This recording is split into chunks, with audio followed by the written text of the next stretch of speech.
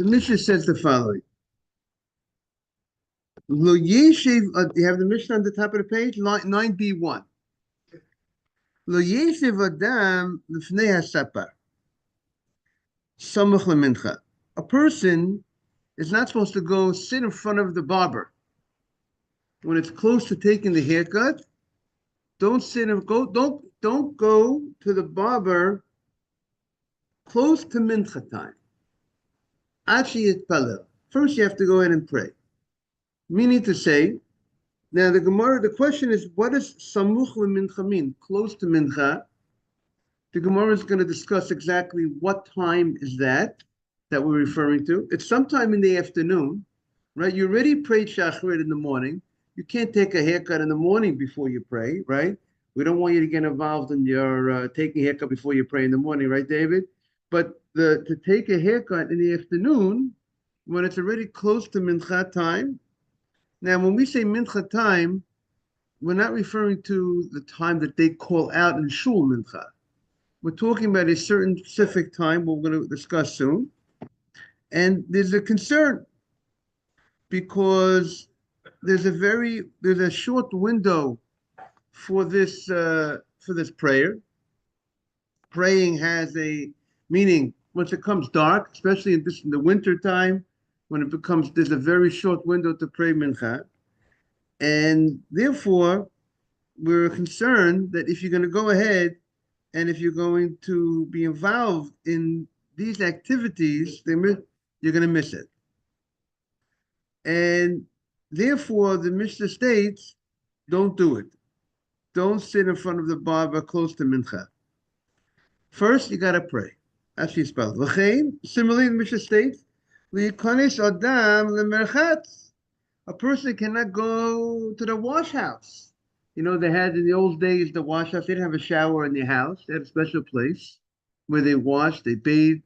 They got something called a schwitz. They sweated. They were like a sauna, whatever you presume, whatever you want to sweat up. What? So these type of things, you cannot go to the bathhouse for the purpose of washing. We'll see more in the Gemara. What are we referring to in the bathhouse? Referring to just taking a washing. Morning asaf, just washing your body. Referring to something more than that, sweating up.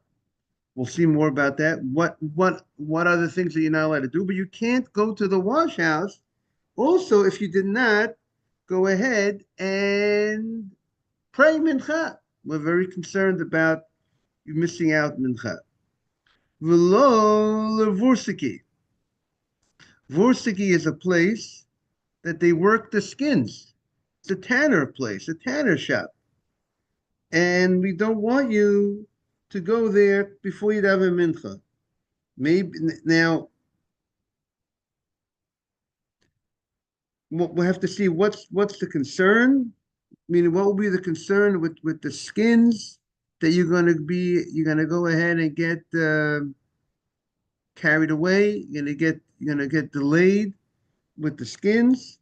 We'll see more about that in the Gemara.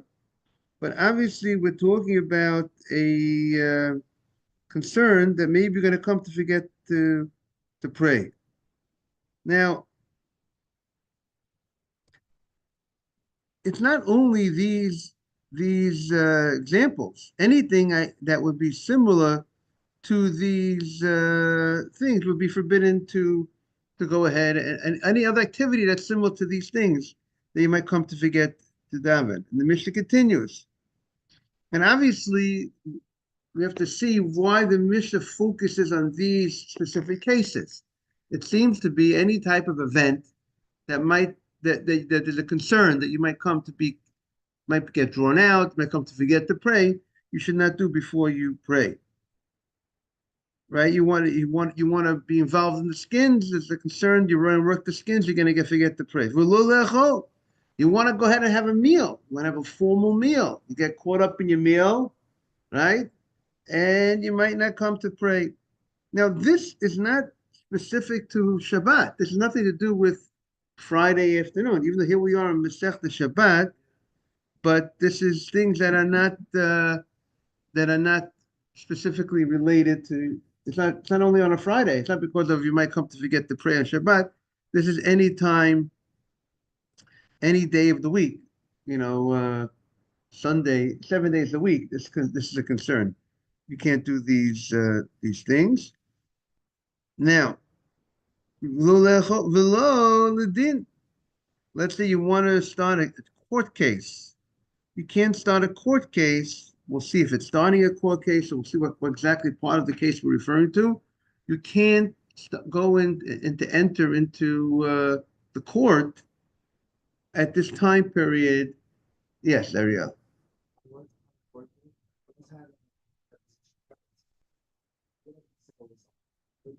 Gentlemen.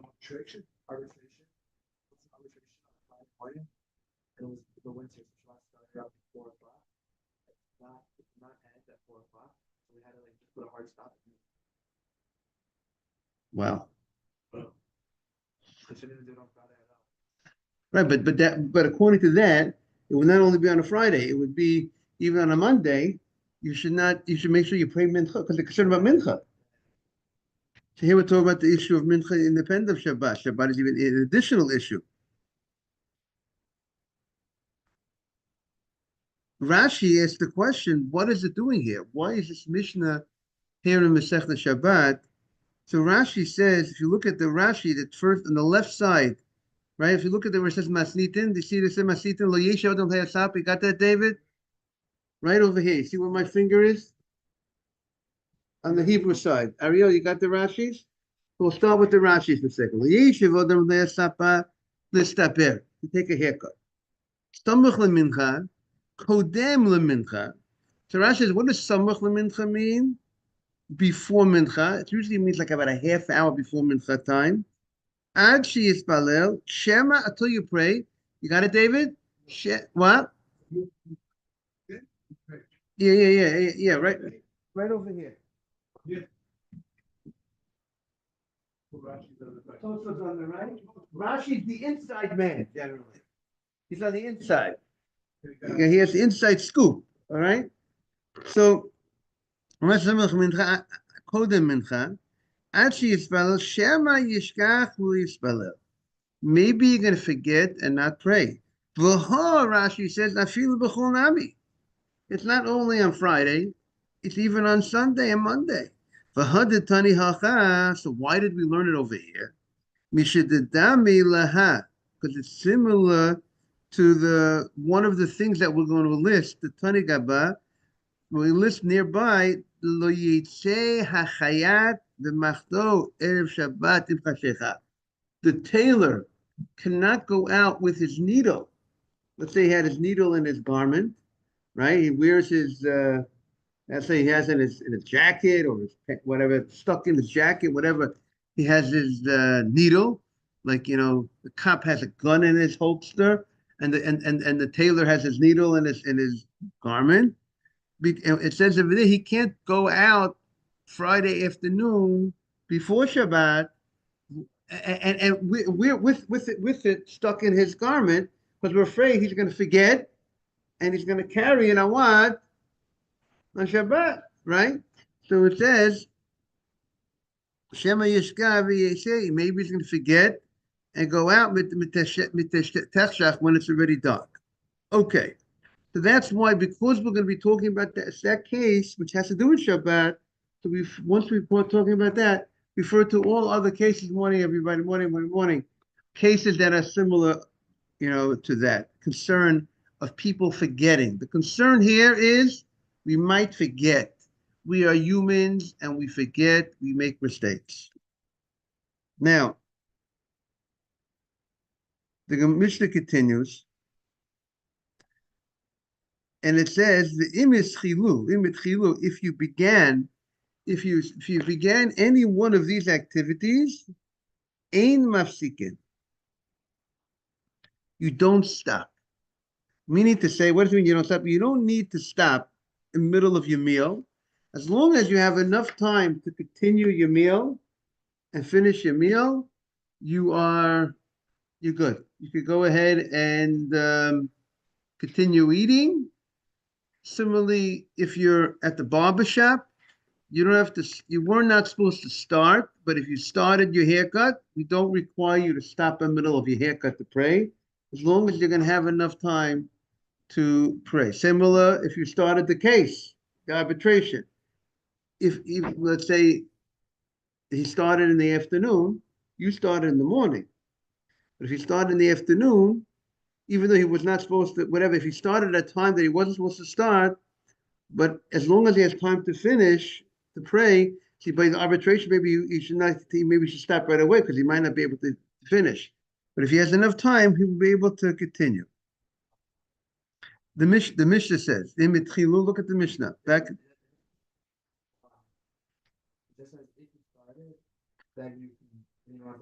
Yeah, so Rashi, just look at the Rashi. Yeah, correct, the Rashi. You have the Rashi? Aim of seeking Rashi says, Ela Yigmor, you could conclude the meal, conclude the case, and then pray. Gemara Mefaresh, and the Gemara is going to explain the Ika Sha'ot Ligmor Kodem Sheyav Azman. We're talking about when there's time to finish before the time of the time expires. Very good, David. So that is what that's what we're talking about. So the Gemara now. Then the Mishnah concludes, Mafsikin, we stop Likrot Kriya Shema, to read Kriya Shema. That means if a person started eating, or if a person started the case, or the other things that we mentioned here in the Mishnah, and it's time to read the Kriya Shema, it's, let's say, nighttime, he has to stop for the Kriya Shema, even though he should have time to continue to read the Kriya Shema afterwards. So Rashi says the itam midaraita, because Kriya Shema is a biblical obligation. So because it's a biblical obligation, we gave it a different status, and we're more strict about it. And we said the rabbis were more strict, and they said that since it's a biblical obligation, you should stop the recitation, stop the meal, whatever you're doing. Once you started at a time you should not have started, you should stop the meal or stop the court case, take a break, stop the haircut, say the Kriya Shema. Now, so in the commentary here they say Kriya Shema, the Kriya Shema we know encompasses 3 parshiot. We know Kriya Shema has the parsha Shema, which goes from Shema Yisrael Hashem Elokeinu Hashem Echad until Uvisharecha. Then you have the parsha V'hoyim Shemoah. Then you have the parsha Vayomer. There are some Rishonim that hold that the biblical obligation min Torah is the first pasuk, only the first pasuk of Shema Yisrael Adonai Eloheinu Adonai Echad.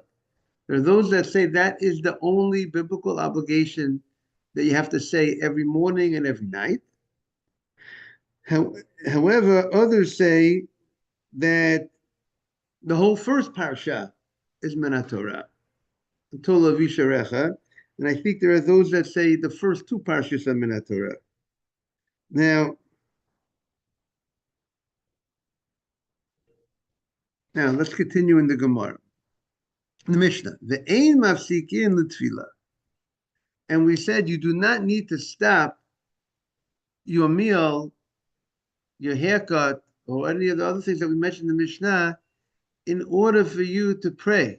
If you started at a time you should not have started, you do not need to stop as long as there's time for you to finish your thing that you're doing and to recite the tefillah. Now the Gemara is going to ask, this last statement seems repetitive. You told me beforehand, you told me beforehand that if you began, you don't stop. So why is it why is it now that you're coming and you're saying again that you said you've good, you told me good morning, Emmanuel. You told me you stopped, Emmanuel, just to bring Emmanuel up to date with we moved to a different Gemara in the tractate a little bit, went ahead a little bit, that we're discussing that if you can't do certain activities before you, if it's time to pray, you shouldn't do certain activities because you might forget to pray. So we said that even if you violated the law, so it's a very interesting concept that you violate. You were not supposed to sit down and have your formal meal, let's say, have bread and have a formal meal on Sunday afternoon when it was time to daven mincha. It was time for daven mincha. But we said if you did not follow the law, you went ahead, you started your meal, you don't have to stop as long as you have enough time to pray after you finish your meal. However, when it comes to Kriya Shema, if let's say it's nighttime, you started your night meal, which I think people need to realize that when it's time to daven arvit, you see, if you didn't daven arvit in shul, and now it's nighttime, and now you want to go have dinner, you want to have a real dinner, you have bread and whatever, and now, but you didn't daven arvit yet. You really, it would seem you cannot have you start your meal. What do you have to do first? Pray. Because you have the mitzvah of prayer in front of you. And the concern is if you don't pray, maybe you might miss out on praying. We'll see more about that as we go along. I mean, the Mishnah focused on mincha, but now the Mishnah moved to Kriya Shema. The Kriya Shema is more in the nighttime. There's day Kriya Shema, there's night Kriya Shema. You can't. So this activity that you can't eat at night before you say Kriya Shema. So it would, and then say, so too, you wouldn't be able. You have to go ahead and daven arvit first, if it's time to, unless you have a set minyan that you're going to go to. Let's say you're going to go to a 10 o'clock minyan. So then a lot of people rely on the fact that you have a set minyan that you go to. So that's light. You're not going to forget. You can eat before.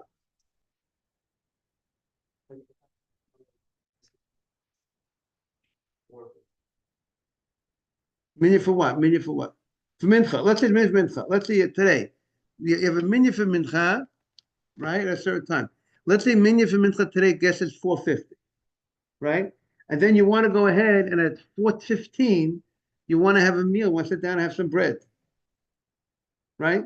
Sure, light meal. We're not talking about having a whole feast. You want to have a light meal at 4:15. Bread. You want to have a falafel sandwich. Can you have a falafel sandwich at 4:15? You're welcome, Ralph. Good morning, Ralph. Could you have a falafel sandwich at 4:15? Because you have a set time to pray with a minyan. So then you would be able to go ahead. But if you have no set time to pray with the minyan, then we're afraid you're going to go. Then we don't let you. You'll not be able to go ahead, right, Ralph? You can't have that falafel sandwich, Ralph, at 4:15 in the afternoon today, if you would not be going to minyan. But because Ralph is going to minyan, he can have his falafel at 4:15. Because the minyan is like they're calling you. It's like they're announcing you, they're reminding you, because you have that set minyan. But I would think a person who does not pray with the minyan on a regular basis, then he should not be washing on bread. You want to have something light, salad, or something else. Or if you know you're not praying with a minyan, just pray and then eat your meal. How do you like that, Ariel? Very practical, right? Talk a little louder. Everyone wants to hear your holy voice.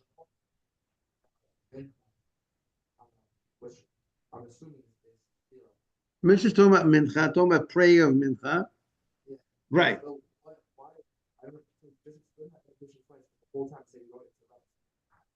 Right. The Gemara is now contrasting mincha to arvit, or at least to the Kriya Shema night. We're making a distinction between Kriya Shema and mincha. What's the distinction?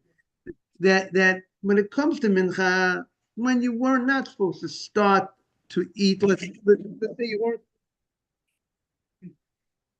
you weren't supposed to start to eat, let's say, before you prayed mincha, right? And the Mishnah states, but if you did, you didn't follow the law, you can be let you don't have to stop eating as long as you have enough time to finish to say the prayer mincha afterwards.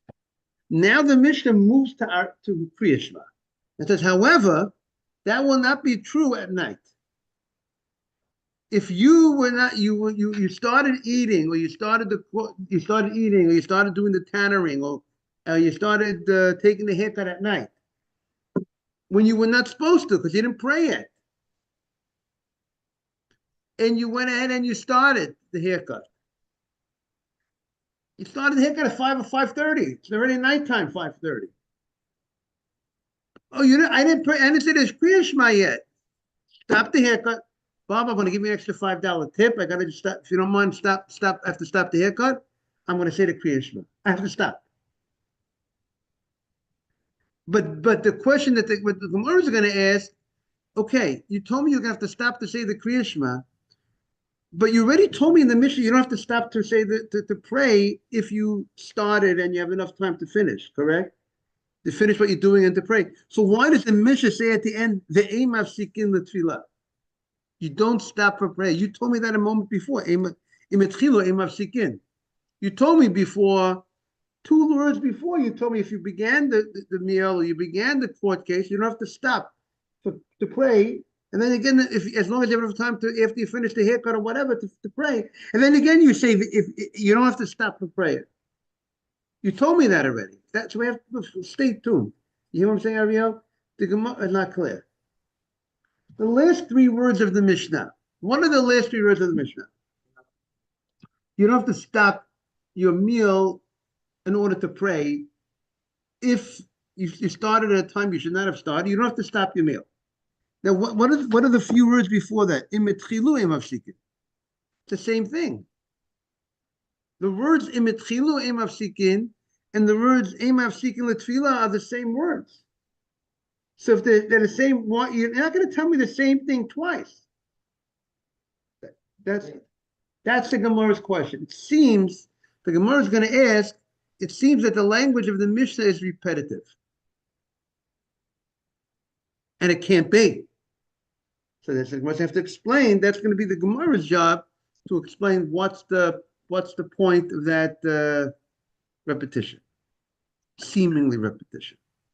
Good. That's what the Mishnah states.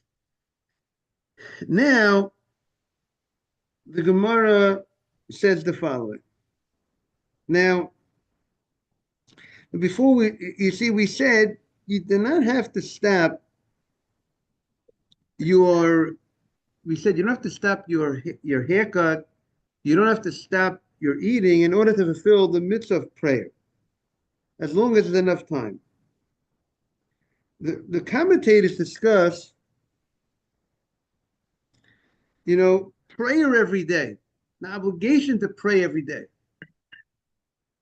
Is the obligation to pray every day a biblical obligation or a rabbinic obligation?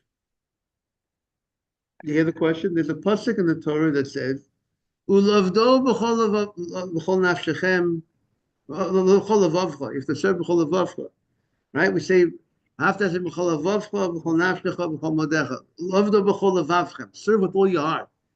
What's called service of the heart? Service of the heart is called prayer.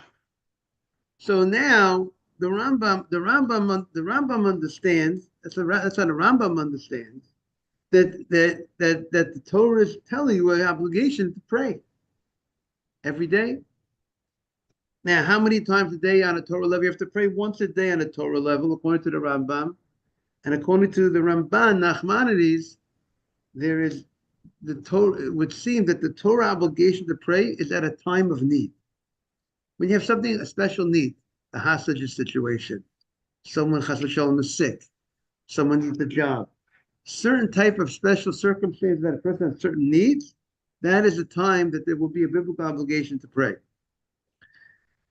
But if there's no special need, then it will be a rabbinic obligation to pray.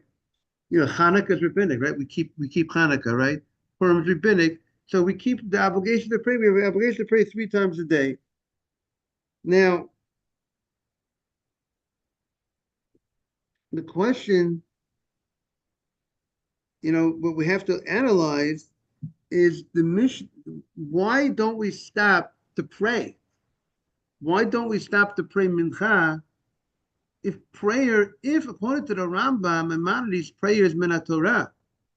So if prayer is min Torah, it should be on the same level of Kriya Shema. The same way you have to stop to say Kriya Shema, you should have to stop to say prayer according to Maimonides that understands that prayer every day is biblical.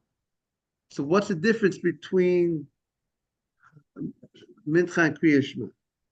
So first of all, to answer the Rambam, if we're talking about stopping by Mincha, you already prayed Shachrit.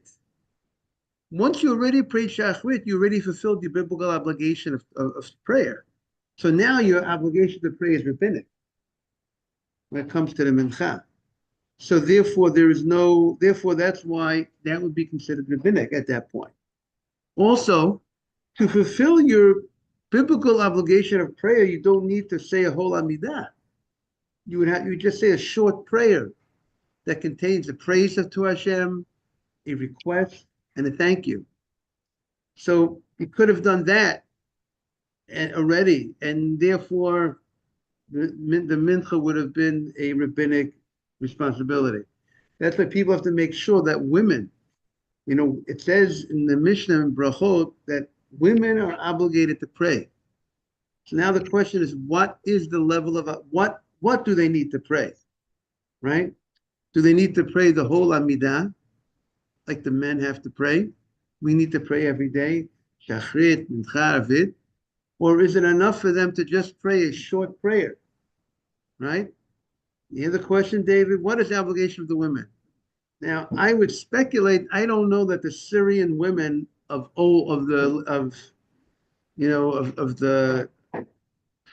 Aleppo, did the Syrian women, did they all pray an Amidah? Do you think they all prayed an Amidah, David? Do you think they all prayed an Amidah? I doubt it. I doubt it. I speculate not. But you know what I bet they did every day? They said at least a short prayer. In any language, a prayer. I know one of the countries, they say that the women went over to the mezuzah, they would hold the mezuzah, maybe they would say a prayer by the mezuzah. One of the Sephardi countries. And I tell people, I say, Asaf, that everyone needs to make sure that every day your mom, your mother, or your sister, or your wife needs to pray every day. Good point. At least, I would say, let them at least say Birkat HaTorah every day. Asher Kiddush Baruch Atah Asher Nechon, Asher Kiddush Shalom Mitzvot V'Sevanu Al Divrei Torah, V'Arevna Hashem Elokeinu At Divrei Toratcha B'Finu. Says the Shulchan Aruch that ladies are able to say those brachot. And then they say Baruch Atah Asher Nechon, Asher Bacha Banu Mikol Hamim, Lana Torato, Baruch Atah Hashem Elokeinu Torah. Then they say those psukim. Yivrech Hashem Shmecha, Yisama Shmiya B'nei Yisrael. Just let them just say that every day. Just that. Is that hard? How long did that take? About 30 seconds? A minute? And that's because the Rambam holds in his story. That's because the halacha states women are obligated to pray. Whether it's a biblical or rabbinic, they're obligated to pay. And therefore now the question is, and I want to give them at least, so there's a Magen Avram, one of the Ashkenazic rabbis that said many women in Europe just did that. They just said it. Maybe they said it in Yiddish, said it in whatever language. But I would say get your wife or sister or mother to pray. And if they're not praying in Hebrew, let them pray in English. Let them pray. Let them say something. And I'm not telling them to pray the whole Amidah. I'm not telling them. I'm just saying I'm giving them a. And also, by the way, today you can read English and it comes out Hebrew. Interlinear, whatever they call that, but let them understand what they're saying. We should have translation also. Dave, it's not a hard job, right? It could be done. Morning. So that's the next minyan is upstairs. It's 7:30 upstairs. No, we have the learning here till 7:25. Then there's minyan. Yes. So that's the story with. Okay.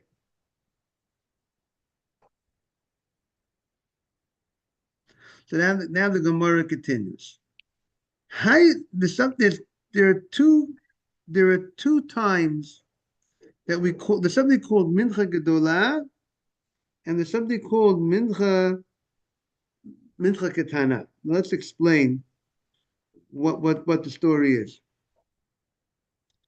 You know, the mincha that the prayer that we pray, all the prayers that we pray correspond to the korban. The time of the prayer is corresponding to the korban, to the offering that they brought in the Beit Hamikdash, or when they instituted mincha.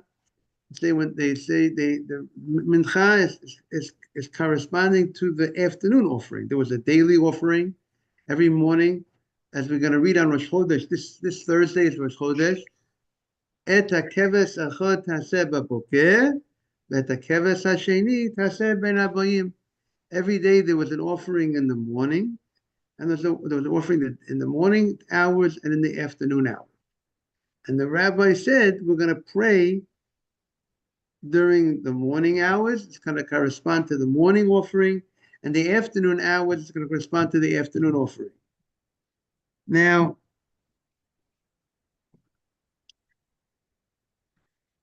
so we have something called mincha gedola, a certain time between a half hour, and those time periods, the time of mincha is broken into two time periods.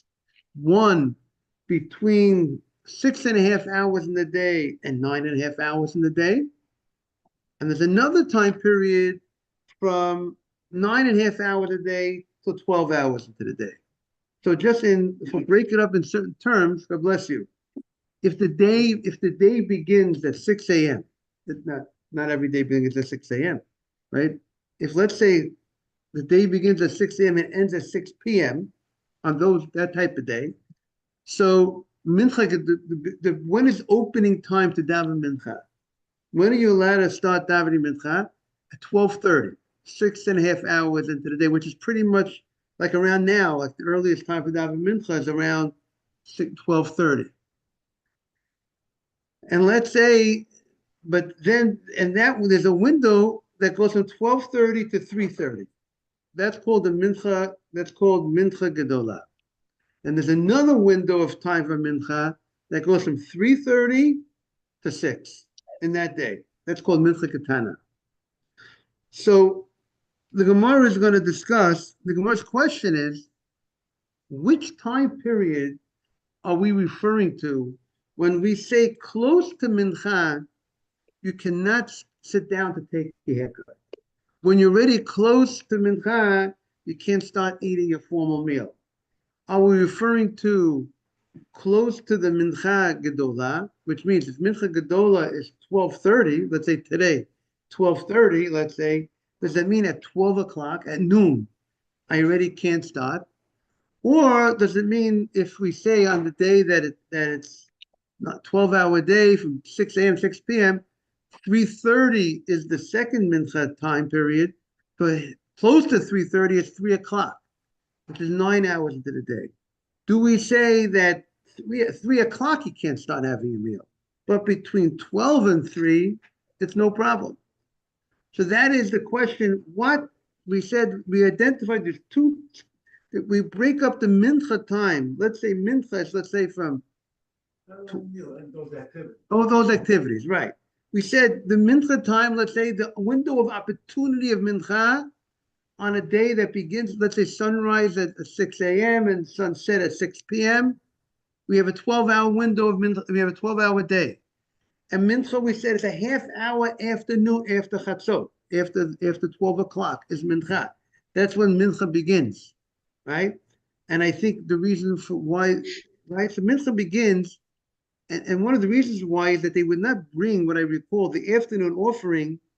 They had to make sure to bring it. They didn't bring it directly at noon because you could be off. You can make a mistake. What exactly is noontime? But once you had a half hour pass, they already knew clearly when the noontime is. So they began bringing the afternoon offering at 12:30. So since they began bringing at 12:30, the afternoon offering, like we said, but it's really the afternoon offering was really the last offering of the day. You would only bring it at that time if you're not going to be bringing any other offerings that day. No other people are bringing offerings. But being that 12:30 would be the opening of the time, so therefore, since they would bring the afternoon offering at that time, so therefore your afternoon prayer begins at the same time. That's why we're able to pray at 12:30, because that is the opening bell, not of the stock market. That's the opening bell of the off of bringing the korban, the afternoon offering. Yes. Well, they brought it to sunset. They brought it. They brought it like usually they brought it like around 8.5 hours into the day, and it took about 9.5 hours in the day, which would be about 3:30 in the afternoon. It's like 2:30, 3:30 in the afternoon. So that's when they usually brought it. Because remember, it's going to be the last offering day. If sunset, it's already you're getting into the next day. It's already night. So you wouldn't bring it sunset. You understand what I'm saying? That's why we pray before sunset. Why do we pray mincha before sunset? There is an opinion in the Gemara that says that the ideal time is before sunset, because because since that was, I presume, okay, it has to do because the sun is coming out, but also that is the time late in the day is when they brought the offering, but they brought it daytime before sun. Yes, Ariel. But they brought it both. They had the right to bring it. Right. The right to bring it doesn't mean you did it. You have the right to trade stocks at 9:30. I don't know whatever the time is. Doesn't mean people are trading stocks at 9:30, right?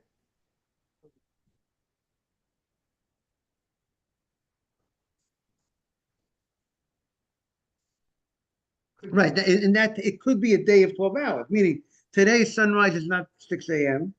and sunset is not 6 p.m. Today's sunrise is probably after 7 sometime. Right. But today's day, you would divide it very good into 12 parts. Let's say sunrise is around 7:15, I'm guessing. I don't know what time sunrise is. And sunset was probably about 5:05. So you would divide it into to 12 parts, and then you would figure out when 6.5 hours to the day, when 9.5 hours to the day, and then you'll be able to figure it out. Morning. When the day is very small, and therefore we have to make sure we don't miss the mincha. It's called mincha. Mincha is like a present is mincha. Like it says in the Torah, Yaakov's bringing a mincha to Esav, a present. Why? I heard from Rabbi David Feinstein, why is mincha called a present? Because mincha is the hardest prayer to pray. Because you're in the middle of your business day, praying in the morning and praying at night, it's before the day of work and after the day of work. But in the middle of the day to stop, and especially during the winter time, that's called the mincha. That's called the present. So, meaning we're really giving of ourselves. Therefore, by the way, it says that Eliyahu was answered at mincha. Mincha is a very auspicious time to be answered for prayer, because the more challenging something is, the more great of the act that you're doing. Same way if a guy comes when it's freezing cold to shul, it's more challenging, you get more reward. I want to wish everyone a beautiful day. Thank you all for joining. You're welcome, Ariel.